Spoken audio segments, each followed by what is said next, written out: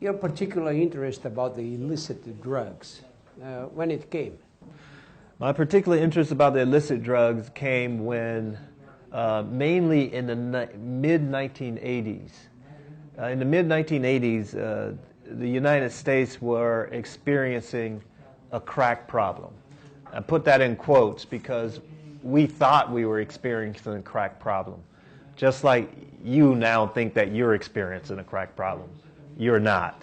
But I was fooled into believing that we were experiencing a crack problem, and so I wanted to offer whatever expertise I could to help solve the crack problem, to solve crack addiction. That was my main sort of introduction in the late 1980s. In the beginning of the 90s, I started a work in a prison here in São Paulo. It's a very large prison, 7,000 inmates or more. And when I arrived there in 1989, cocaine by injection was the fashion in the prison. So we had very high prevalence of HIV and hepatitis C. We harvested blood of 1,492 prisoners there, and we found that 17.3% were HIV positive, and 60% were hepatitis C virus positive. And then in 1992, crack invaded the prison. And so and cocaine by injection disappeared completely. We never found a syringe or a needle anymore in the prison. Can you explain this phenomenon? It's kind of simple. I don't like needles, and if I can get the same effect by smoking it, I'm going to smoke. I'm afraid of needles, and I think a number of people are less likely to inject. So I think that's the major thing. If you're going to get the same effect, same onset, I would advise people to smoke. And there was two consequences. First one, the prevalence of HIV fall down. In 3 years, it came down to around 8%, 3 or 4 years. But the number of crack users increased incredibly. Yeah.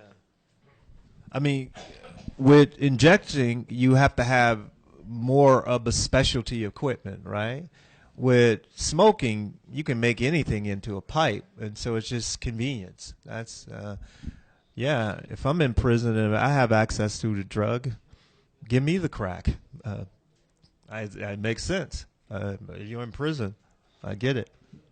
How do you separate the drug addiction from drug use? Yeah, how do you separate drug addiction from drug use? Let's make it really simple. The last 3 presidents of the United States, all were drug users. None were drug addicts. They have contributed to the U.S. society in important ways. So the majority of drug users look like them. And we have, in medicine, sets of criteria. International Classification of Disorders has sets of criteria by which we decide whether someone is addicted, whether based on the number of symptoms that they meet, the DSM-5 in the U.S. So you have these clear symptoms and characteristic or criteria by which you judge people. So it's not, when we think of addiction, we don't think of it, drug addiction, we don't think of it in the popular way that people think of shopping addiction or internet addiction. That's not what I'm talking about. I'm talking about these symptoms, and symptoms such as using more than you intended to use for longer periods of time. I'm talking about several unsuccessful attempts to cut down or stop your drug use. Using the drug in situations repeatedly that is physically potentially harmful or psychologically potentially harmful to you, and you know it. Maybe there's a withdrawal syndrome. Maybe there's tolerance. So a list of criteria we have that the person has to meet before they are considered being addicted. They have considerable psychosocial disruptions.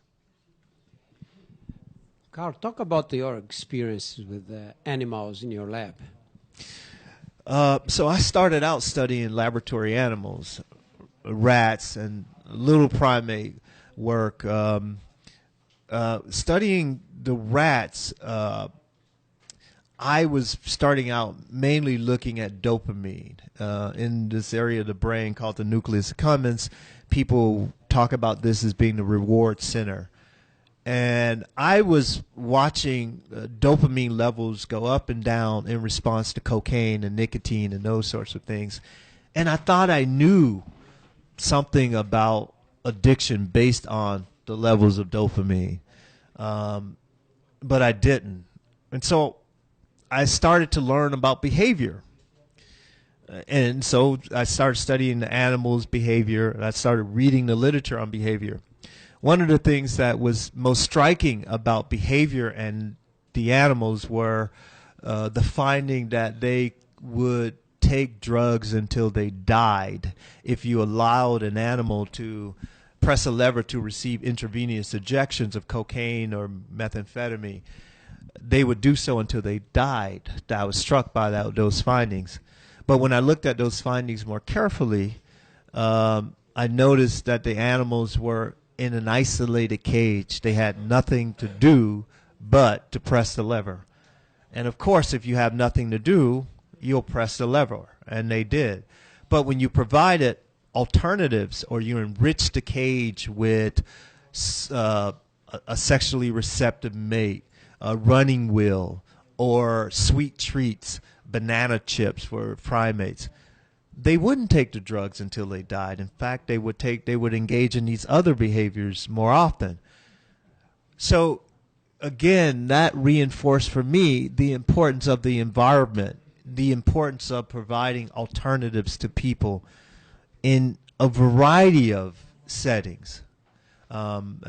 So the animal experience, my work with the animals, has helped me to think about human experiments on the one hand, and it also has helped me to evaluate other data that have been collected in the animal laboratory, because sometimes there are scientific reports or newspapers report scientific findings that may have been collected in an animal, and they say addiction, we found the brain chemicals responsible for addiction, and they're talking about a study that was conducted in a rat in an isolated environment. That doesn't model the human condition very well. And the experiences of with human beings exchanging money for drugs. Yeah, so that experience grew out of the animal work. After seeing that animals would choose to take alternatives, the other option, if they're attractive, we thought it would be cool if we provided crack addicts with alternatives. Provide them with alternatives like a $5 choice or taking a hit of crack. When you do that, they will take $5 on about half of the occasion and the drug on the other half of the occasion. But when you don't provide any option, they'll take crack on all of the occasions. But we extended those findings by increasing the amount of money to a drug like methamphetamine, which in the United States today we think is our worst drug. So when we provided money amounts as high as $20, and we offered them a hit of methamphetamine or the $20, they never took the methamphetamine. They always took the money. So it just goes to show that if the alternatives are attractive enough, you can change the behavior. And if you were choosing as the czar on drugs in the United States, what will be the measures you take to? If I was, I'm sorry? The czar of the drugs. Oh, drug czar. If I was the drug czar, what were the measures that I would be taking? The first measure I would look at would be the number of people in my prisons for drug-related offenses. So drug-related offenses is the number one reason people are arrested in the United States. In Brazil too. In Brazil too. And I would be embarrassed if I was the drug czar, because I know that that's not the crime that I'm really worried about in the society. If I want to keep my society safe, there are other crimes that I want to make sure my jails are, the prisoners are there for. So that's number one, the number of folks in jail for a drug-related offense. Two, I would want to know, what does my drug education campaign look like? How am I educating the public about this activity? What am I doing? Am I providing scare tactics only, or am I providing real information? That would be number two. Number three, I would want to make sure that, again, safety is always number one. I want to make sure that people, even though the drugs may be illegal, I want to make sure that I understand what street drugs are cut with. What are the adulterants in the street drugs? So when we confiscate drugs, I would make sure that we analyzed those drugs and reported the analysis to each local community that the drugs were confiscated from. So the local community would know what drugs to avoid, not so much because of the drug itself, but because of these adulterants. We know they are worse than the drug in many of the cases. So those would be my three real priorities. Do you have two children? Yeah, three, actually. I Three. have two that I raised. Yeah. And how do you talk about drugs with them? Yeah. So my kids, the two that I raised, so for the audience who probably don't know, so my job has been to study drugs, and that means I give drugs to people and I study them. I give drugs like crack cocaine, marijuana, methamphetamine, and I study the effects. So my children, ever since they were able to walk, I work around the clock. I'm always working. So one of the ways I spend time with my children is that I take them to work. So since they've been very little, they have seen me go give someone crack cocaine and study them.